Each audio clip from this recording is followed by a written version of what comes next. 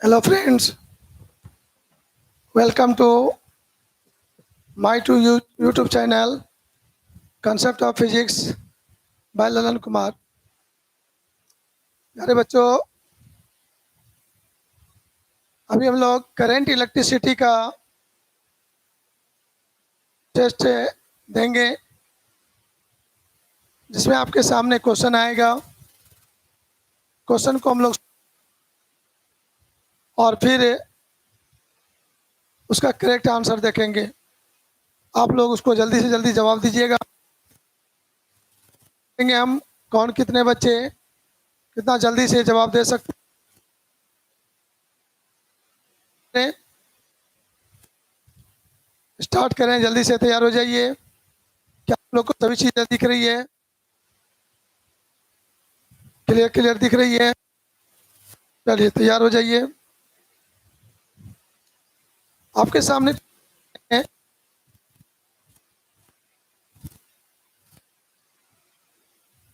Question number 1 है आपका, चालक के अंदर गति होती है। चालक के अंदर इलेक्ट्रॉन की गति होती है, समरूप है, त्वरित है, अपसरित है, अवमंदित है। तो इसमें से आइडेंटिकल है, एक्सेलरेटेड है, डाइवर्जेंट है और डिसिलरेटेड है। तो आपका आंसर क्या है? सही जवाब दीजिए।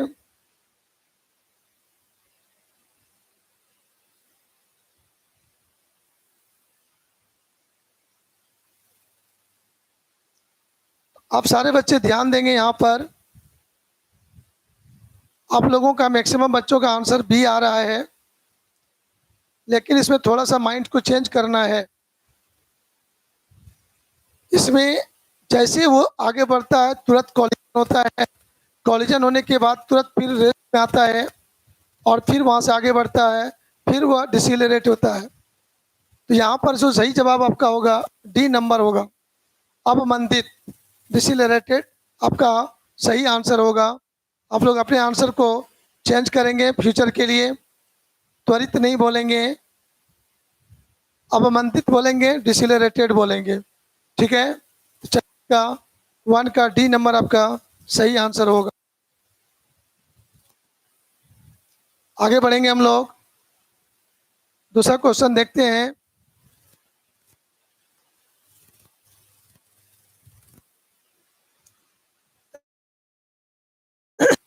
अनुप्रस्थ ए वाले से किसी चालक तार से प्रवाहित होता है। The current I through a conducting wire having area A of cross section is. तो इसमें करंट फ्लो होता है किसी वायर से। तो करंट का फार्मूला इसमें से कौन सा है? जल्दी जवाब देंगे। ए बी सी डी, कौन सा जवाब सही है? जवाब देंगे।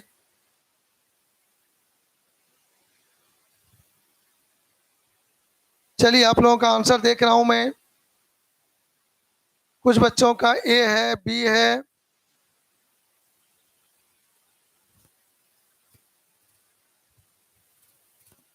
इसका सही आंसर आपका होगा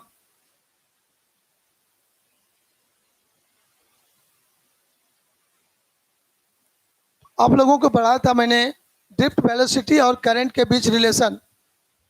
किसी वायर में जो इलेक्ट्रॉन गति करता है, जब उनके चालक के सिरों के बीच हम लोग बैटरी जोड़ते हैं, सेल जोड़ते हैं, तो वहाँ से जो करंट फ्लो होता है उसमें, तो उसमें इलेक्ट्रॉन की जो गति होती है वह ड्रिफ्ट वेलोसिटी कहलाता है। करंट और ड्रिफ्ट वेलोसिटी के बीच आपका जो रिलेशन होगा वो रिलेशन होगा ए नंबर आपका रिलेशन होगा। चलिए इसको जल्दी से देखिए। आई बराबर n e A V, I बराबर n e A v d आपका ये सही आंसर होगा। चलिए उसके बाद हम लोग देखते हैं 3, आप गौर से देखोगे क्वेश्चन नंबर 3 का सही आंसर क्या है, जल्दी आप बताएंगे। आप लोग जब आंसर देते हैं तो ध्यान देंगे आंसर लिखते समय आपको कि इसमें जो है क्वेश्चन नंबर और आंसर देना है, क्योंकि कुछ बच्चों को देर बाद आता है। जब आंसर कुछ देर बाद आएगा तो हो सकता है आप दूसरा का आंसर दिए, तीसरा में आपका आंसर आएगा। तो वहाँ से देखेंगे गौर से, तीसरा का आप लोगों का आंसर सही है। क्या दे रहे हैं आप लोग? ए आंसर दे रहे हैं, कुछ बच्चे सी भी दे रहे हैं। तो प्रतिरोधकता ताप गुणांक का एसआई मात्रक, SI unit of temperature coefficient of resistance. तो यहाँ पर देखेंगे टेम्परेचर कोफिशिएंट ऑफ रेजिस्टेंस जो होगा, आपको ध्यान देना होगा यहाँ पर। इसको मैं बताता हूँ नंबर 3 को एक्सप्लेन करके। आइए उसको गौर से देखते हैं हम लोग। क्वेश्चन नंबर 3 मैं जब एक्सप्लेन करूँगा तो उसमें देखना है कि ये जो बताया गया था R2 बराबर R1 into 1 plus alpha into delta T.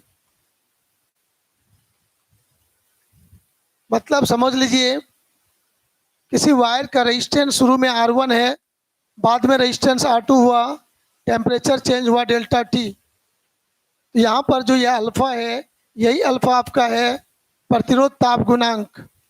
प्रतिरोध ताप गुणांक इसको बोलते हैं। Temperature coefficient of resistance, temperature coefficient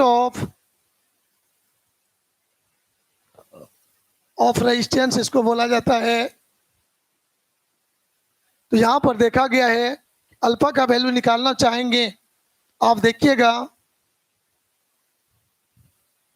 R2 by R1 minus 1 by delta T. तो यहाँ पर अल्फा का वैल्यू ये हो जाएगा आपका। तो यहाँ से पता चलेगा R2 बाय R1 हो गया, तो ये यूनिटलेस हो जाएगा।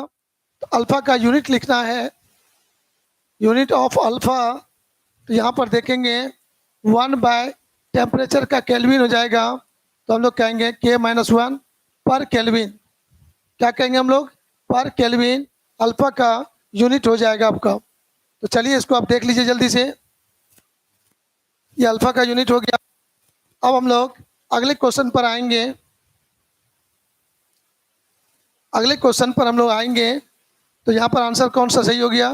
बी नंबर आपका आंसर सही हो गया। तो चलिए क्वेश्चन नंबर 4 पर चलते हैं हम लोग। क्वेश्चन नंबर 4 क्या कहता है? सेल को जिनके विद्युत वाहक बल E1 और E2 है तथा आंतरिक प्रतिरोध R1 और R2 है, तो समांतर क्रम में जोड़ा गया है। इसका समतुल्य विद्युत वाहक बल क्या होगा, इसको बताना है। तो यहाँ पर हम लोग जवाब देंगे, हमारा आंसर नंबर होगा सी। आप लोग देख लेंगे, मैंने पढ़ाया था थ्योरी, विभिन्न विद्युत वाहक बल वाले दो सेल को जब समांतर क्रम में जोड़ते हैं तो उसके थ्योरी को पढ़ाया गया था करंट इलेक्ट्रिसिटी चैप्टर टॉपिक में। उसको पूरा देख लीजिएगा, आपका आंसर होगा नंबर।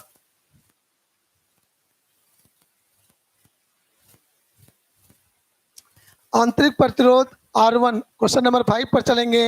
आंतरिक प्रतिरोध R तथा विद्युत वाहक बल E के सेल से जोड़े गए एक बाह्य प्रतिरोध में अधिकतम शक्ति खर्च होगी, अपव्यय होगी।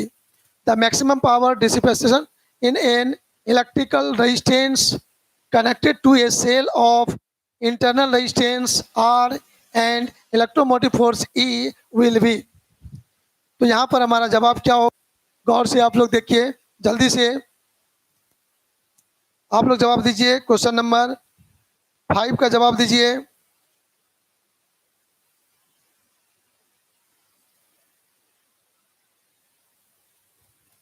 जवाब होगा, जल्दी बताइए।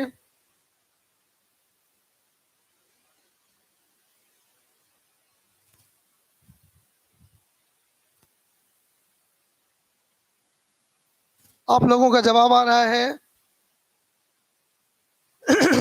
मैक्सिमम बच्चों का जवाब है बी नंबर।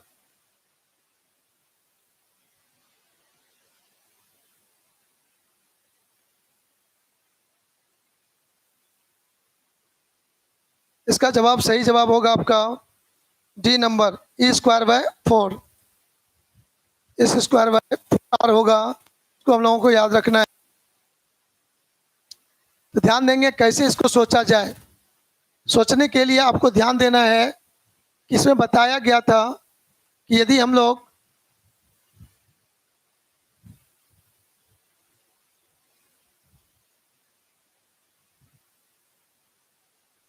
इसमें क्या होगा, आंतरिक प्रतिरोध और बाह्य प्रतिरोध बराबर होना चाहिए मैक्सिमम पावर के लिए। तो यहाँ पर देखेंगे हम लोग करंट I बराबर E/R+R है। तो यहाँ पर आप देखोगे E/ आपका हो जाएगा 2R हो जाएगा। यदि R बराबर R करेंगे E/2R हो जाएगा। और पावर P बराबर होता है I² इंटू R। तो I का मान हो जाएगा E² बटे 2R का स्क्वायर करेंगे इंटू तुम्हारा हो जाएगा R। तो अब सॉल्व करके देखिए, ये हो जाएगा E²/4R², R कट जाएगा, ये हो जाएगा 4R। तो हम लोग इसको देख लिए आंसर को इस तरह से।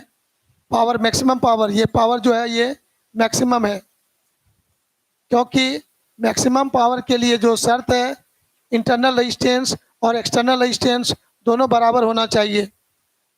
आंतरिक प्रतिरोध बाह्य प्रतिरोध जब बराबर होंगे तब उस परिपथ में मैक्सिमम पावर खर्च होंगे। तो पावर का मान मैक्सिमम होने के लिए उसका शर्त को मैंने पुट कर दिया, तब I बराबर E/R+R होता था।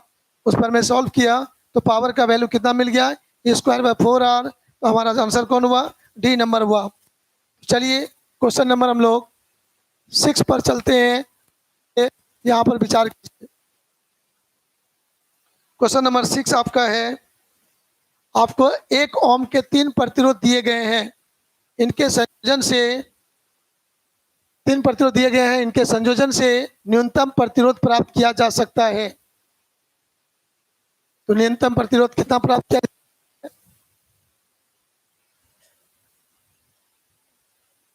तो याद रखना है आपको। यहाँ पर आपका जवाब मैं देखना चाहता हूँ, आपका जवाब क्या आ रहा है। तो आंसर में आ रहे हैं 1/2 ओम, 2 ओम। एक आंसर और है नीचे छुपा हुआ है, 1/3 ओम है। तो 1/3 ओम आपका आंसर एक और है। तो चलिए विचार करते हैं सही आंसर कौन होगा।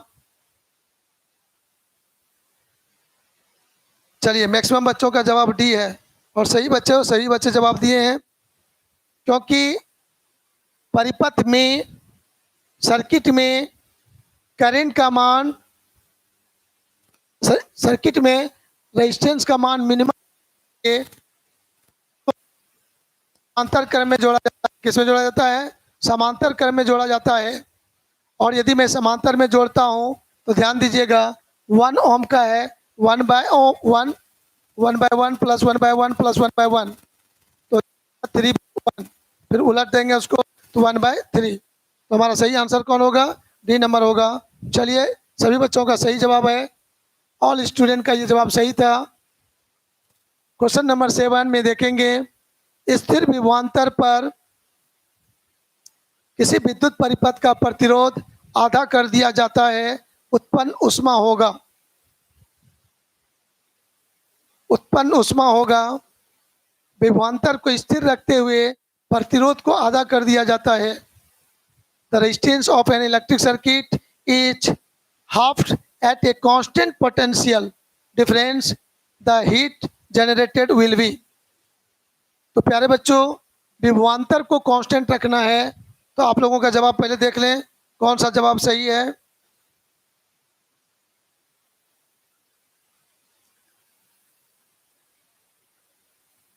कौन सा जवाब सही है मैं देखना चाहता हूँ। अब बच्चों का 7 में मैक्सिमम बच्चों का आंसर ए और बी आ रहा है। तो ए में तुम्हारा है आधा होता है, बी में दो डबल होता है, बी में डबल होता है, सी में चौगुना होता है और डी में स्थिर रहता है। तो स्थिर तो नहीं होगा बाबू मेरे, ये बात कंफर्म है कि स्थिर नहीं होगा। तो स्थिर नहीं होगा, बदलेगा जरूर। तो यहाँ पर देखेंगे जो कंसेप्ट है, आप कंसेप्ट को देखोगे, विभवांतर पर किसी विद्युत परिपथ का प्रतिरोध आधा कर दिया जाता है, उत्पन्न ऊष्मा का मान होगा। तो यहाँ पर देखेंगे हीट के लिए जो फॉर्मूला था Q बराबर वी स्क्वायर बाय आर हम लिखेंगे। आई स्क्वायर आर भी होता था, तो वी स्क्वायर बाय आर हम लोग यूज करें। यहाँ पर यूनिट टाइम में जो ऊष्मा उत्पन्न होगा हम लोग वी स्क्वायर बाय आर कहेंगे। तो यदि टी टाइम में कहेंगे तो टी टाइम से मल्टीप्लाई कर देंगे। तो देखिएगा गौर से, भी को कांस्टेंट कर देंगे, भी को यदि कांस्टेंट कर देंगे तो डायरेक्ट हम लोग कहेंगे यहाँ पर Q प्रोपोर्शनल टू 1/r। इस कंसेप्ट को फॉलो करेंगे। तो इस कंसेप्ट को फॉलो करेंगे तो रजिस्टेंस क्या किया गया है, आधा कर दिया गया है, प्रतिरोध को आधा कर देंगे तो क्या हो जाएगा, ये दुगुना हो जाएगा। तो यहाँ दुगुना हो जाएगा आपका। चलिए गौर से देखिएगा। 8 दीजिए।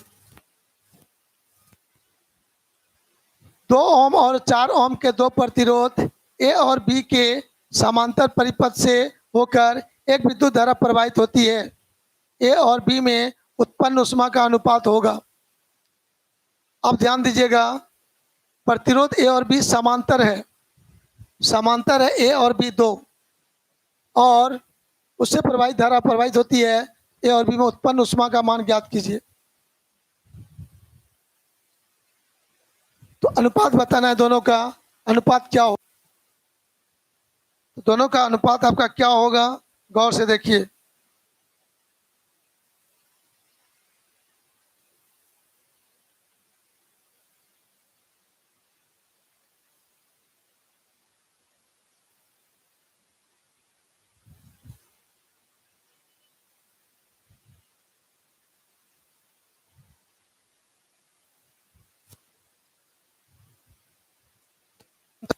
आपका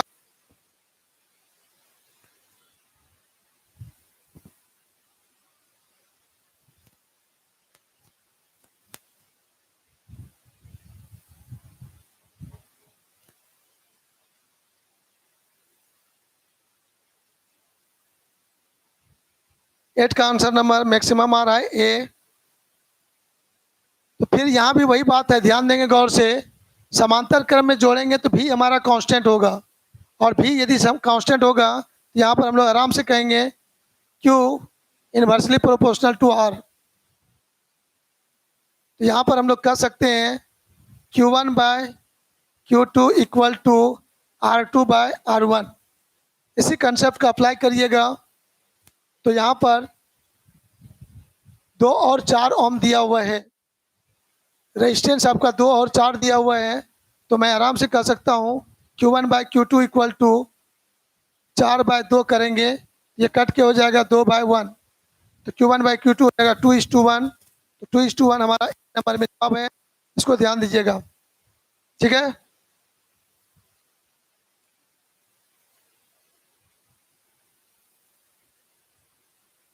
चलिए क्वेश्चन नंबर 9 में 5 ओम प्रतिरोध के एक तार से जिसका विभवांतर 7 वोल्ट है, 20 मिनट तक धारा प्रवाहित होती है, उत्पन्न ऊष्मा का मान बताना है। इसमें गौर से देखिए कौन सा आंसर सही होगा। Through a wire of resistance 5 ohm whose potential difference is 7 volt, a current flows for 20 minutes, the heat generated is।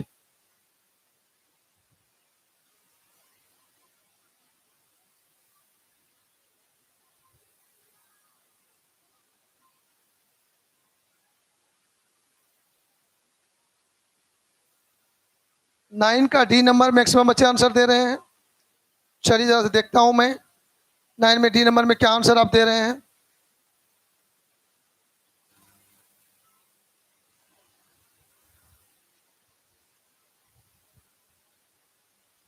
यह सही आंसर है डी नंबर आप लोगों का। सिंपल बात है, क्यू बराबर आई स्क्वायर आर टी। तो क्वेश्चन में ये फार्मूला नहीं लगेगा क्योंकि यहाँ पोटेंशियल डिफरेंस दिया हुआ है। यदि पोटेंशियल डिफरेंस दिया है तो आप इस फार्मूला यूज ना करोगे, आप इसके बदले यहाँ यूज करोगे B square by R into T use करोगे। और ये जो आंसर आएगा जूल में आएगा, और तब फिर जो जूल में आंसर आ जाएगा उसको आप देख लीजिएगा वैल्यू पुट करके, उसमें फिर आप क्या करेंगे 4.2 से भाग दे दीजिएगा। ये आंसर किस में आएगा, तब कैलोरी में आएगा। तो सॉल्व करके देखिएगा आपका आंसर आएगा डी नंबर। चलिए अब क्वेश्चन नंबर 10 आपके बीच आ रहा है।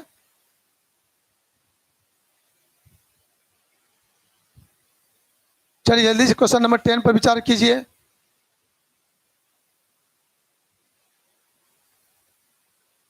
क्वेश्चन नंबर 10 आपके सामने है, आप उस पर दिमाग लगाइए जल्दी से।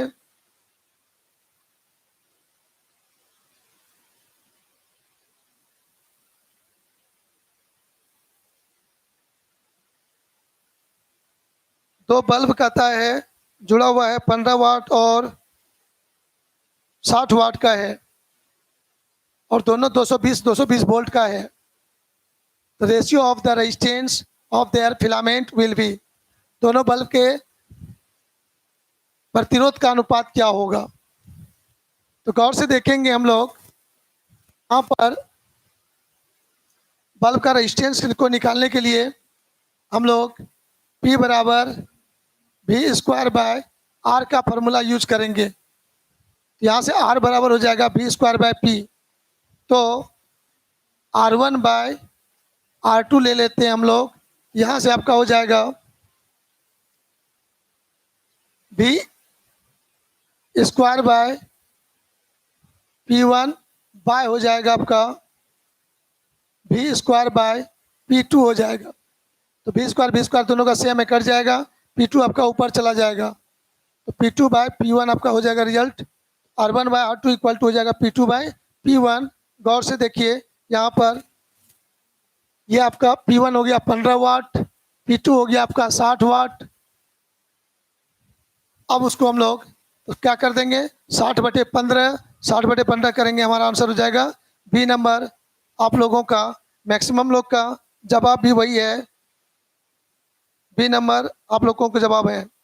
चलिए बहुत अच्छा, जितने बच्चों ने मूल बी नंबर जवाब दिया है वो 100% सही है। कंसेप्ट आपको समझ में आया? Yes sir. पी बराबर भी स्क्वायर बाय आर, विद्युत शक्ति टॉपिक पढ़ाया था मैंने, उसमें बताया था ये फार्मूला।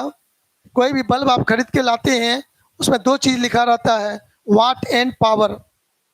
वाट रहता है पावर, और आपको रहता है उसमें वोल्ट। तो दो बल्ब लाया गया है लेकिन दोनों बल्ब में देखिए वोल्ट सेम है, बी का मान दोनों में 220 है। तो दोनों का रेजिस्टेंस कितना होगा, तो रेजिस्टेंस हम लोग इसी फार्मूला से कैलकुलेट करेंगे। इस फार्मूला से हो जाएगा आर बराबर भी स्क्वायर बाय P1। R1 अलग हो जाएगा, R2 अलग हो जाएगा, रेशियो ले लेंगे दोनों का, तो दोनों का भी कैंसिल, P2 ऊपर चला जाएगा। तो हम डायरेक्ट याद रखेंगे दो बल्ब यदि समान पोटेंशियल डिफरेंस का है, समान वोल्टेज का दो बल्ब है, तो दोनों के प्रतिरोध का अनुपात जब भी निकालना हो तो डायरेक्ट आप ये फॉर्मूला यूज करेंगे, R1 by R2 equal to P2 by P1। 10 second में आपका जवाब आंसर हो जाएगा, बी नंबर हो गया। चलिए क्वेश्चन नंबर 11 पर हम लोग चलते हैं। क्वेश्चन नंबर 11 आपका है, एल लंबाई का एक चालक तार है, उसका प्रतिरोध आर है, उस तार को वृत्त के रूप में मोड़ दिया जाता है, उसके व्यास के दोनों सिरों के बीच प्रतिरोध होगा। बहुत अच्छा सवाल है, इंटरेस्टिंग सवाल है, सीखने लायक सवाल है। सवाल को जल्दी पढ़िए और आप लोग कुछ सोचिए, मैं इसमें तुरंत हिंट्स दे रहा हूँ।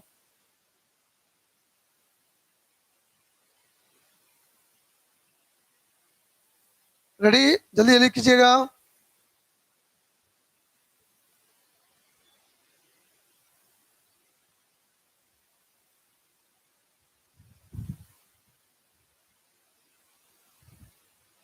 तैयार हो गए? कुछ ना कुछ आंसर दीजिए, फिर मैं इसको डिस्कस कर रहा हूँ, डीपली इस पर डिस्कस करेंगे जल्दी से। टेस्ट लेने का मतलब नहीं है सिर्फ क्वेश्चन आंसर करना बना देना है, उसको पूरा पूरा सिखाना है आपको क्या सवाल है, कैसे बनेगा। तो इसका आंसर नंबर जो होना चाहिए आप देखेंगे, ए नंबर इसका सही आंसर होगा। क्यों आया, कैसे आया, विचार करते हैं हम लोग। यदि आपने इसको देखा है गौर से, आइए क्वेश्चन नंबर एक को मैं चेंज करता हूँ, यहाँ पर लाता हूँ, चेंज करता हूँ पेज हूँ आपको। इसमें कहता है कि एक पूरा लंबा वायर है, इसका रेजिस्टेंस आर है, लंबाई एल है। अब उसको हम लोग वृत्त के रूप में मोड़ देते हैं। यदि वृत्त के रूप में मोड़ते हैं और व्यास के परितः, यह यदि लाइन व्यास है हमारा, तो व्यास के रूप में मोड़ देते हैं, तो व्यास का दो बिंदु हो जाएगा, ए यहाँ हो जाएगा, दूसरा भी सिरा यहाँ हो जाएगा। तो मान लेते हैं यहाँ से इन दोनों सिरों के बीच का समतुल्य प्रतिरोध निकालने का रहा, इक्विवेलेंट रेजिस्टेंस निकालने का रहा। तो निश्चित रूप से पूरे तार की लंबाई आर है, रेजिस्टेंस आर है, लंबाई एल है, तो दो भागों में बट गया ये। इसका प्रतिरोध इधर मान लेंगे R/2 और इसका भी प्रतिरोध मान लेंगे R/2। पूरा तार दो भागों में बट गया मान लीजिए। यहाँ से बैटरी का प्लस जोड़िएगा, यहाँ से बैटरी का माइनस जोड़िएगा, इसमें धारा प्रवाहित होगा, ये धारा दो भागों में बटेगा। ये रेजिस्टेंस मान लीजिए R1 है और ये रेजिस्टेंस मान लीजिए R2 है। इसमें करंट चला जाएगा I1, इसमें करंट चला जाएगा I2, और वो दोनों करंट आके फिर यहाँ के मिल जाएगा, तो मिल के हो जाएगा I। इसका मतलब ये दोनों वायर पैरेलल में हो गया। तो इक्विवेलेंट रेजिस्टेंस करता हूँ मैं, या आरपी तो कहूँगा मैं product by sum R1 into R2 by R1 plus R2 क्रम में हो जाएगा। तो कितना है, R/2 है इंटू R/2 होगा बाय प्लस R/2। तो यहाँ से क्या होगा आपका, ध्यान दीजिएगा गौर से, ऊपर में हो जाएगा आपका R²/4, नीचे हो जाएगा आपका R हो जाएगा, एक R कट जाएगा, एक R कट जाएगा आपका, यहाँ पर क्या हो जाएगा R/4 हो जाएगा। तो फाइनल आंसर आपका ये जिसको आपने देख लिया। जिन बच्चों को स्क्रीनशॉट लेना है ले लीजिए। ये क्वेश्चन नंबर कितना था, 11।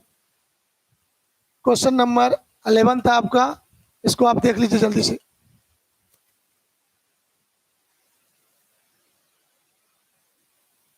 चलिए अब मेन क्वेश्चन नंबर हम 12 नंबर पर लाते हैं। क्वेश्चन नंबर 12 आपका क्या है, आइए इसको हम लोग देखते हैं जल्दी से। एक समान 3 चालक तार है, तो उसे कितने प्रकार से जोड़ा जा सकता है। यदि आपने क्लास को ढंग से किया होगा तो मैंने आपको बताया था, चालक तार समान प्रतिरोध होता है और असमान प्रतिरोध वाला भी हो सकता है। तो जब ये असमान प्रतिरोध वाला होगा प्रकार से जोड़ सकते, और समान प्रतिरोध वाला है तो 4 प्रकार से जोड़ पाएंगे। आइए हम लोग जरा सा रफ में आपको हिंट्स देते हैं, गौर से देखिएगा। तो आंसर में हमारा क्या देंगे, 4 सकते हैं।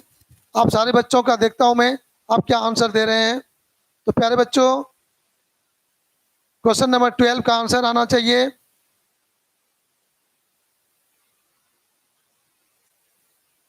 चलिए सभी बच्चों का आंसर बी है। आप लोग वेरी गुड, बहुत अच्छा। अब क्वेश्चन नंबर हम लोग, जब सबका सही जवाब है, डिस्कशन का जरूरी नहीं है, हम लोग समझ रहे हैं बात को। किसी चालक से 0.8 मिली एम्पियर धारा प्रवाहित होता है, तो प्रति सेकेंड प्रवाहित इलेक्ट्रॉन की संख्या होगी 0.8 milli ampere. Current flows through a conducting wire, then number of electrons flowing per second will be. इसका जवाब जो सही आंसर है उसको हम लोग देखते हैं। इसका सही आंसर आपका है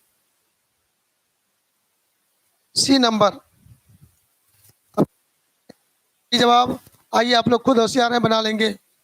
सर हम बच्चे लोग जानते हैं I=NE, तो N हो जाएगा I/E। आपके क्वेश्चन में करंट का वैल्यू दिया हुआ है 0.8 मिली एम्पियर, तो करंट हो गया 0.8 मिली को 10⁻³ करेंगे बाय ई का वैल्यू 1.6 इंटू 10⁻⁻19। अब इसको सॉल्व कर दीजिएगा। यहाँ पर मिसप्रिंट किया है, नहीं सॉरी ठीक है, कोई दिक्कत नहीं है। तो n बराबर हमारा यहाँ पर हो जाएगा, ये 2 बार में कट गया आपका, 19 ऊपर चल गया, 19 में 3 चला गया, 16 हो गया।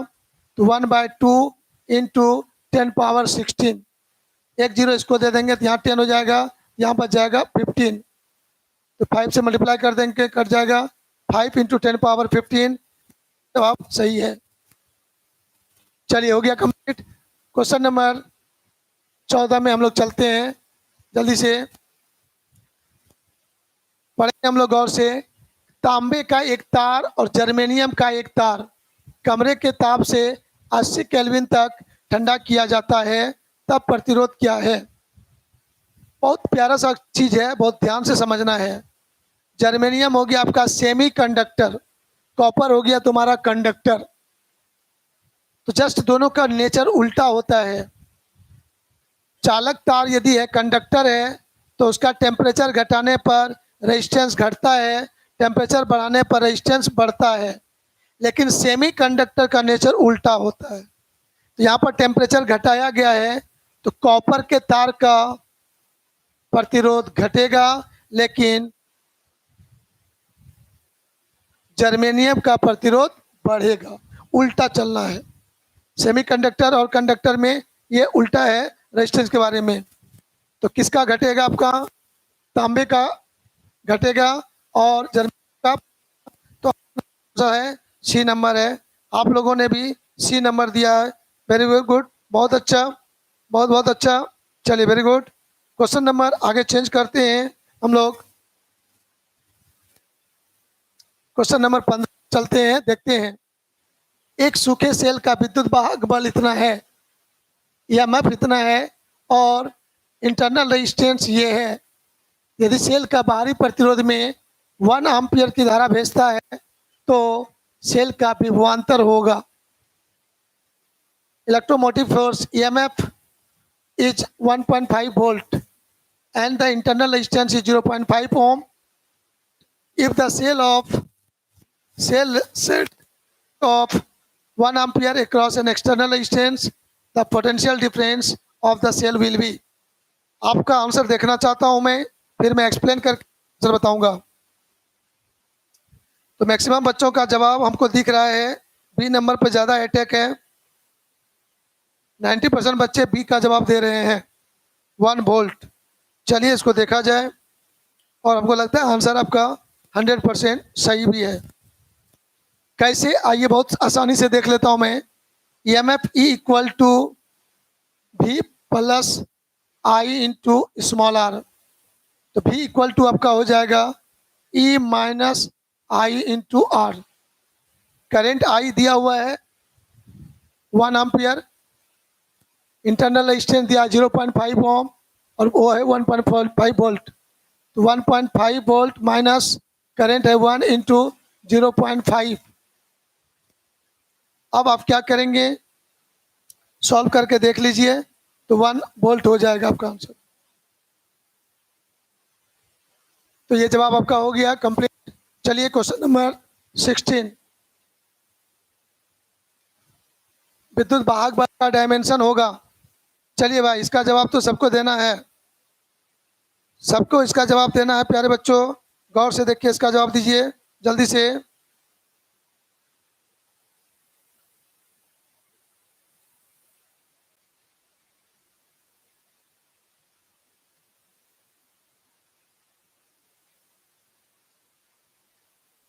कौन सा जवाब सही है?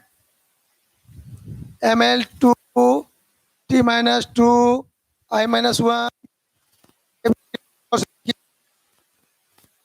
विद्युत वाहक बल विभवांतर के जैसा होता है। जिन बच्चों को कन्फ्यूजन है गौर से देख लेंगे। हम लोगों के पास जो कंसेप्ट होगा, विभवांतर का डायमेंशन I इंटू R के रूप में चलेंगे। तो V और E का डायमेंशन सेम हो जाएगा। I इलेक्ट्रिक करंट हो गया आपका और रेजिस्टेंस का हो जाता है M L two T minus 3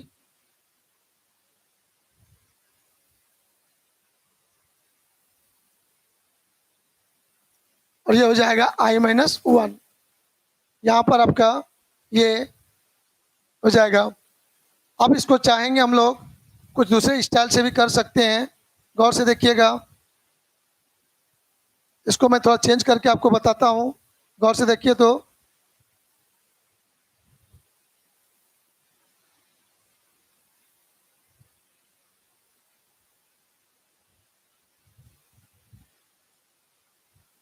इस तरह से यदि करेंगे तो गड़बड़ हो जाएगा। यहाँ पर -2 होगा रेजिस्टेंस का और यहाँ 1 है आपका। सॉल्व कीजिएगा, ऐसे हो जाएगा। तो M L two T minus 3 I minus 1, ऐसे सोचिए आप। या तो भी बराबर वर्क बाय चार्ज, ऐसे सोचिए। इस दोनों स्टेप से हम सोचेंगे, यहाँ से भी सोचेंगे तो हमारा जवाब वही आएगा, दूसरा नहीं आएगा। तो आंसर तुम्हारा कौन हो गया, गौर से देखिए। तो M L two T minus 3 I minus 1, answer number हमारा हो गया डी। चलिए, बहुत अच्छा। अब हम लोग क्वेश्चन चेंज करते हैं। Question number 7। चलिए स्टार्ट कीजिए, जल्दी से सोचना शुरू कीजिए।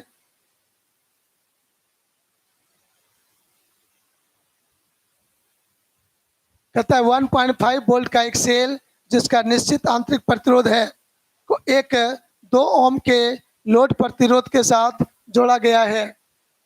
अधिकतम शक्ति स्थानांतरण के लिए सेल का आंतरिक प्रतिरोध होना चाहिए।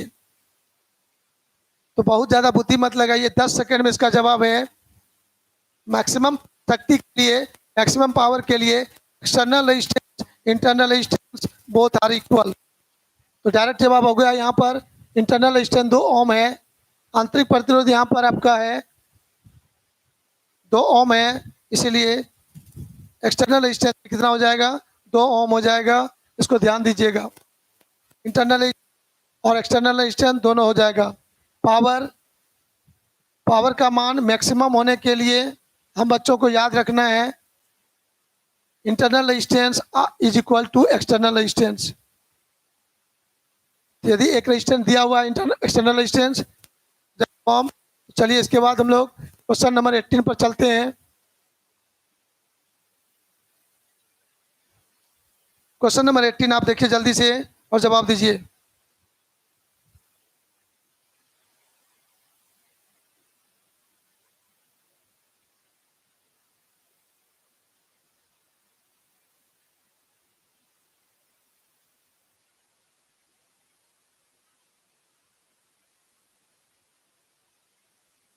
आपका क्वेश्चन कहता है एक सेल का विद्युत भाग ई वोल्ट और आंतरिक प्रतिरोध आर है। बाह्य परिपथ में प्रतिरोध आर ओम है, सेल के सिरों पर विद्युत विभवांतर होगा। तो भाई मेरे बड़ा सिंपल बात है, लोग देखें कौन जवाब देते हैं। आप लोगों का जवाब है ए नंबर मैक्सिमम। मैक्सिमम बच्चे ए नंबर दे रहे हैं, सही जवाब दे रहे हैं। चलिए आप लोग को आराम से हो गया, यहाँ पर कहीं कोई दिक्कत नहीं है। तो जैसे कहोगे आप लोग कि सर भी बराबर या भी बराबर नहीं, हाँ ई माइनस आई इंटू आर।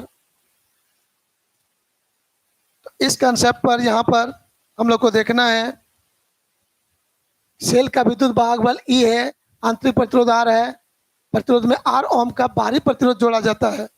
तो यहाँ पर देखेंगे हम लोग गौर से, तो भी बराबर जैसे होता है अपना आई इंटू कैपिटल आर, तो वहाँ भी लिखना है स्मॉल आर।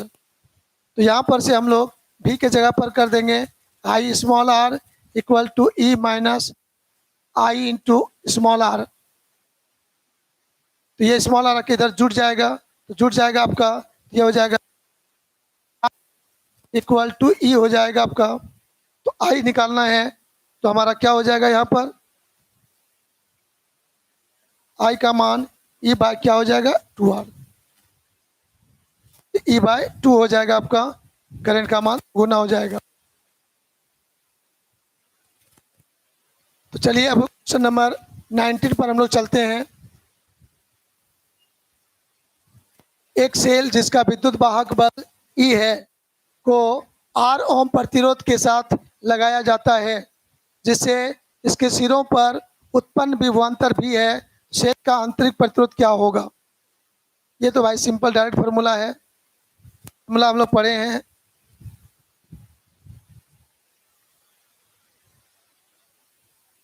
भी बराबर, या ये पढ़े थे हम लोग,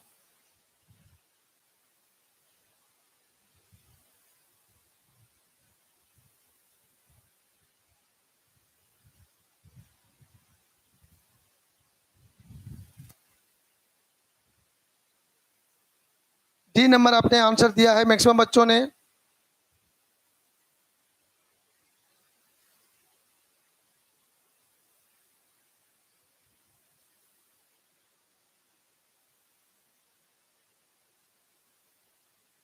इसका आंसर नंबर सही होगा आपका बी नंबर।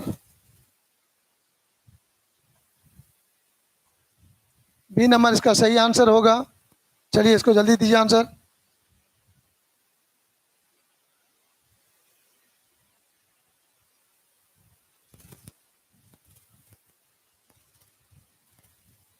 क्वेश्चन नंबर 20, किसी सेल के सिरों के मध्य अंतर विद्युत वाहक बल से अधिक होता है जब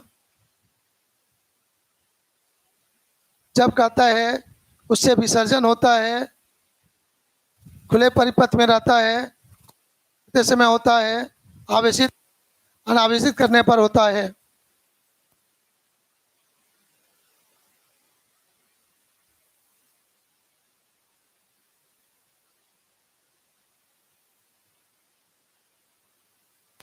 यहाँ पर एक छोटा सा चीज ध्यान दीजिएगा। जब हम लोग बैटरी लगाकर जोड़कर करंट लेते हैं उससे, तो वह डिस्चार्ज हुआ। उस समय हम लोग पढ़ते थे E equal to V plus I into R. और जब हम करंट उसको देते हैं तो वहां पर कहेंगे E equal to V minus I R. इसी दोनों बात से हम लोग तुलना करेंगे। अब ये बताइए, यदि आई आर को लेफ्ट साइड लाएंगे तो E माइनस आई आर करेंगे तब V के बराबर होगा। तो निश्चित रूप से E का मान जो है V में कुछ जोड़ने के बाद मिलता है। तो ये लाइन बता रहा है V लेस देन E, और ये लाइन बता रहा है V ग्रेटर देन E। तो ये कब होता है? ये घटना होता है चार्जिंग के केस में।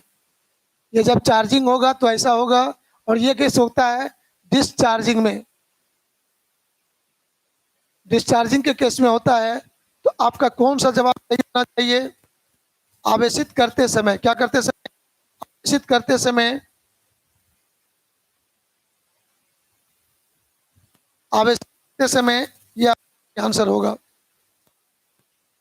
चलिए अब हम लोग और आगे बढ़ते हैं। 21 नंबर क्वेश्चन में हम लोग देखेंगे और से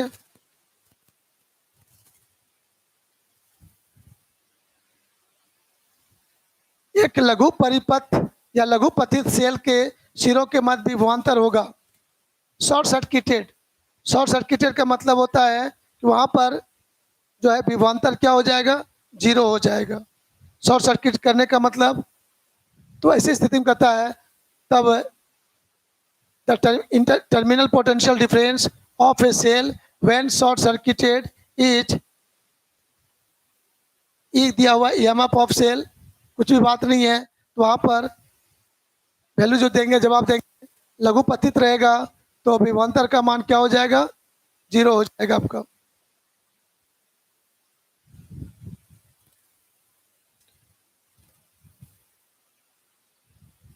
क्वेश्चन नंबर 22 लोग देखेंगे। एक प्राथमिक सेल का विद्युत वाहक बल 1.5 वोल्ट है। जब उसे लघुपतित करते हैं तो 3 एम्पियर की धारा देता है। तो सेल का आंतरिक प्रतिरोध है।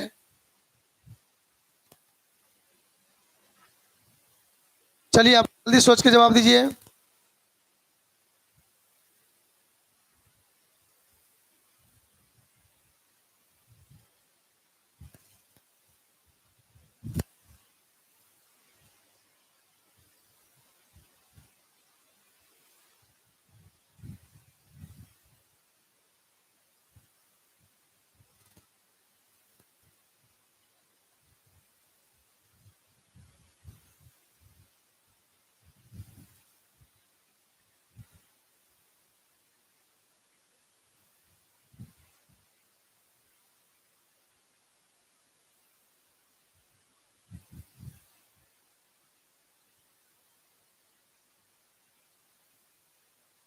चलिए कौन सा आंसर आपका सही है?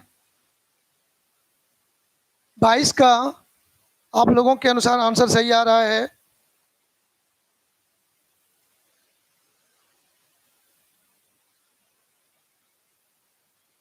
सी नंबर सही आंसर आ रहा है, और ये आंसर वास्तव में सही है भी। कैसे सोचा गया, आइए इसको गौर से देखते हैं।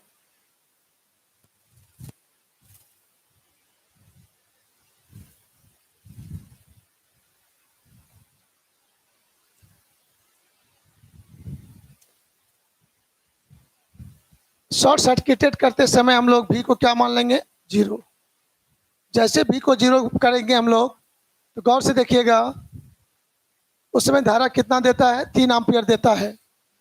तो हम लोग EMF ई बराबर जो पढ़े हैं, भी plus I into small R, तो ये टर्म जीरो हो गया। तो सिंपली हम लोग को क्या निकालना है? Internal resistance of the cell. तो आर बराबर हो जाएगा ई बाय आई। ई का मान दिया हुआ है तुम्हारे क्वेश्चन में कितना? 1.5 वोल्ट। और आई कितना दिया हुआ है? 3 एम्पियर। 1.5 बाय 3, तो हमारा हो जाएगा 0.5। चलिए आगे बढ़ाते हैं।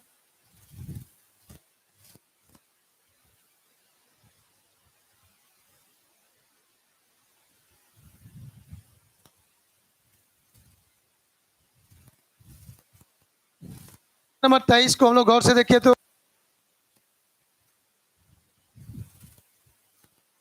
नीचे में 2.00 वोल्ट है, इसको हम लोग समझ लेंगे। तो ऐसा कर रहा है यहाँ पर एक सेल जिसका विद्युत वाहक बल 2 वोल्ट है और आंतरिक प्रतिरोध 0.1 ओम है। 3.9 ओम प्रतिरोध के साथ जोड़ा जाता है। सेल जीरो बीच का विभवांतर होगा। अभी इस पर 4-5 फॉर्मूला हो चुका है, आप लोग जल्दी से इसका जवाब दीजिए अपने मन से।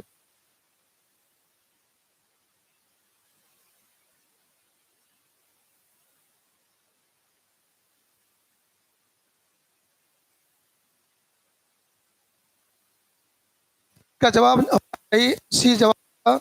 जल्दी से इसको ठीक कर लीजिए आप लोग।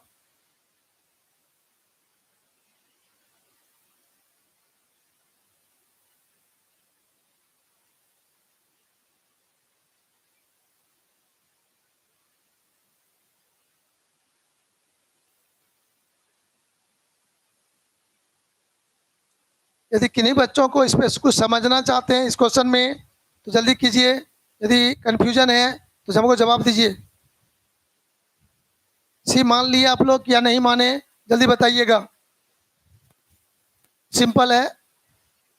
EMF ऑफ सेल 2 वोल्ट है, इंटरनल रेजिस्टेंस 0.1 ओम है, और रेजिस्टेंस 3.9 ओम है। तो वोल्टेज अक्रॉस द सेल क्या हो जाएगा? तो आप वही फार्मूला यूज कीजिए, आप उसी से हमारा जवाब आ जाएगा।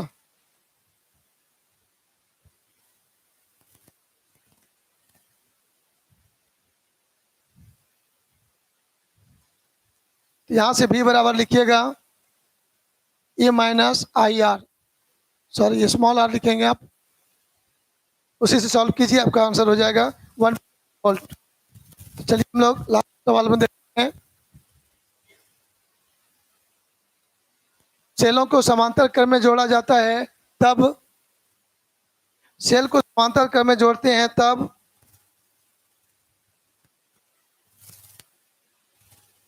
धारा क्या होता है?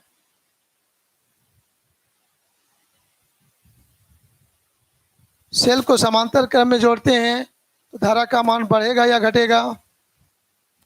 घटेगा या बढ़ेगा? गौर से जवाब दीजिए। विद्युत वाहक बल बढ़ता है, वाहक बल घटता है।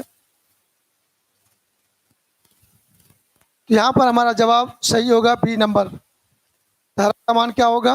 बढ़ेगा। इसमें सिंपल सा बात है, जब समांतर क्रम में जोड़ते हैं हम लोग तो रेजिस्टेंस घट जाएगा। एक छोटा सा बात पे ध्यान दीजिएगा आप लोग।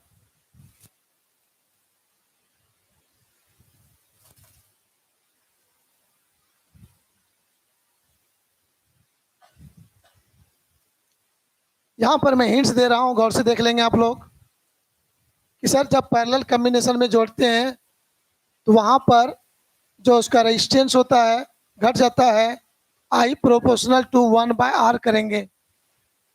तो रेजिस्टेंस यदि घटेगा तो करंट का मान क्या होगा, बढ़ेगा। तो यहाँ पर रेजिस्टेंस डिक्रीज करेगा और करंट का मान क्या होगा, इंक्रीज करेगा। तो हम लोग इसलिए कहेंगे धारा का मान क्या होगा, उसमें बढ़ेगा। तो ये सब क्वेश्चन था आपका।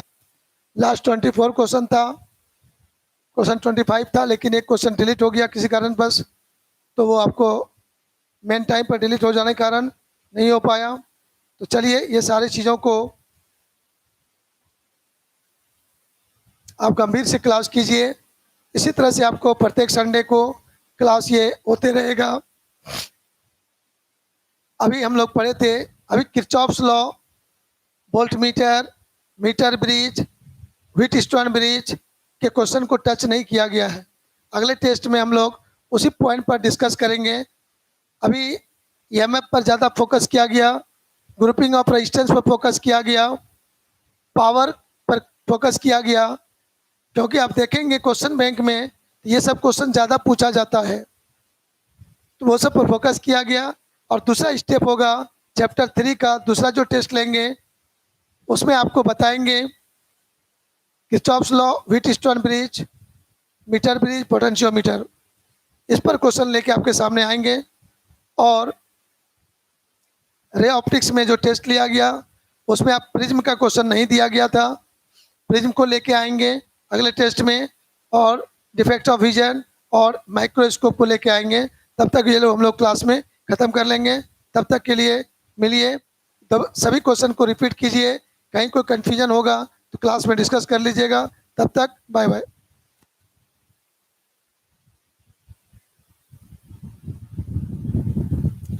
चलिए, कुछ बच्चों ने अपना परसेंटेज दिखा दिया सर, हमने 21 जवाब सही दे दिया। वाह वाह, बहुत बहुत अच्छा।